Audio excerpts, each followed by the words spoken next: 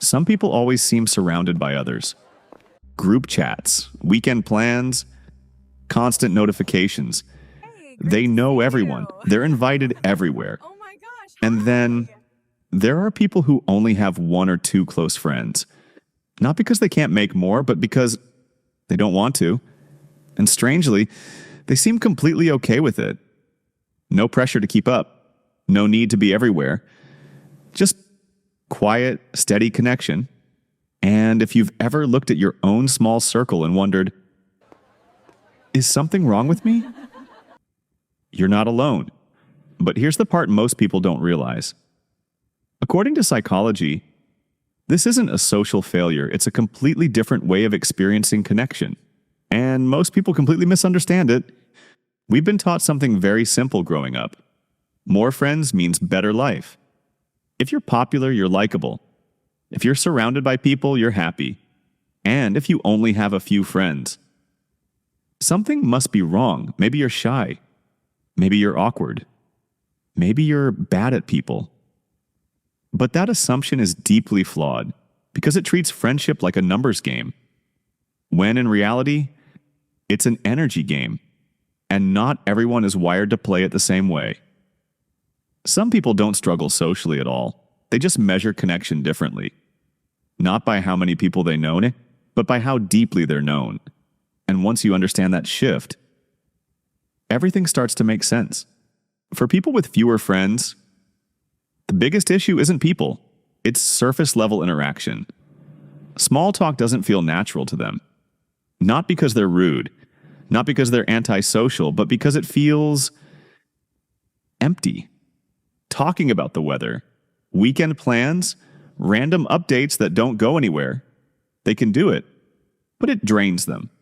Because what they actually crave are conversations with meaning, conversations that go somewhere.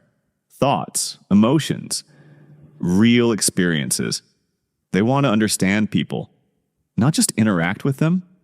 They want to know what someone is really thinking, what they're struggling with, what they're not saying out loud. They'd rather spend 2 hours talking to one person than 5 minutes talking to 10. And because that kind of connection is rare, they don't find it often, so their circle stays small. Not by limitation, but by design. There's a concept in psychology that explains this perfectly. Your brain has limited capacity for relationships. Every friendship takes time, attention, memory, emotional energy. And most people underestimate how much that costs. People with fewer friends don't. They feel it. They notice how exhausting it is to keep up with too many people, to remember details, to stay present in conversations, to respond, to check in, to maintain connection. So they make a decision, consciously or not. They stop trying to maintain dozens of connections because they know that spreading themselves too thin means showing up halfway everywhere, replying but not really listening, showing up but not really present, and that doesn't feel good to them. So instead, they choose carefully, not in a judgmental way, but in a protective way. They'd rather be fully present for a few people than barely present for many. And here's something most people get wrong. Having fewer friends often isn't a sign of low confidence. It's the opposite. It usually reflects strong self-worth. Because these individuals don't feel the need to be liked by everyone. They don't chase approval. They don't force connections. They don't say yes to every invitation just to avoid feeling left out.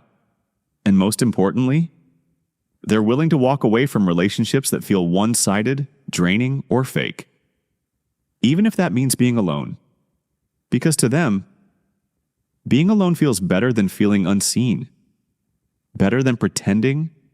Better than performing. Better than constantly adjusting themselves just to fit in. They would rather lose a connection than lose themselves. Another thing you'll notice about people with fewer friends, they have a very strong inner world. They think a lot, reflect a lot, process things deeply. They replay conversations. They analyze emotions. They connect patterns. They spend a lot of time in their own head, but not in a negative way, in a reflective way. So being alone doesn't feel like something missing. It feels like something happening.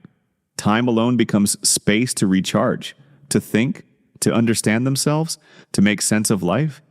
And that changes everything, because when you're comfortable being alone, you stop chasing people just to fill the silence. You stop saying yes out of boredom. You stop needing constant distraction. You start choosing people instead. Not because you need them, but because you genuinely want them. And when they do connect with someone, they go deep.